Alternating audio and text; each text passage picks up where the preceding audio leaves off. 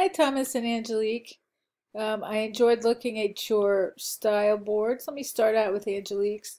Beautiful color. I love the classic font. This, although this is considered vertical type and it's also called stack type, and you don't do it in graphic design because it's hard to read. You see it sometimes in some fonts are created especially to make them easier to read, but for the most part you want to avoid them and you definitely don't want them in your portfolio. What I recommend if you want to show something that's like a column, just type it out regularly and then rotate it so that it's on its side. I like this idea.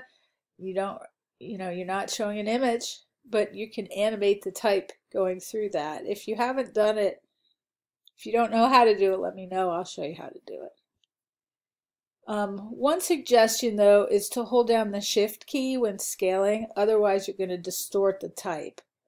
And to some degree that's okay in animation because you're going to move the letters anyway, but as often as you can, make sure it's what the type designer intended.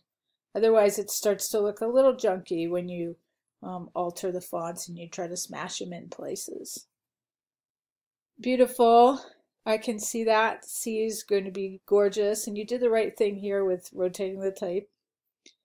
This is going to be fun. I'm curious how you're going to move that. How's that going to come on the screen? You're going to do one word at a time to form a bowl, or is it going to just show up like that? So I'm also curious how this is going to be animated. Like it's really hard to read with a solid black distant drop shadow. But in After Effects you've got a different animal with animation. So think about how that's going to move to make sure that it's legible. And again, make sure you're holding down the shift key when you're scaling. All right, Thomas, I like your idea here too. I can tell you put a lot of work into it.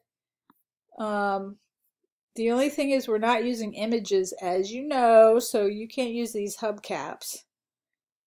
Perhaps you want to use real fat letters to make them.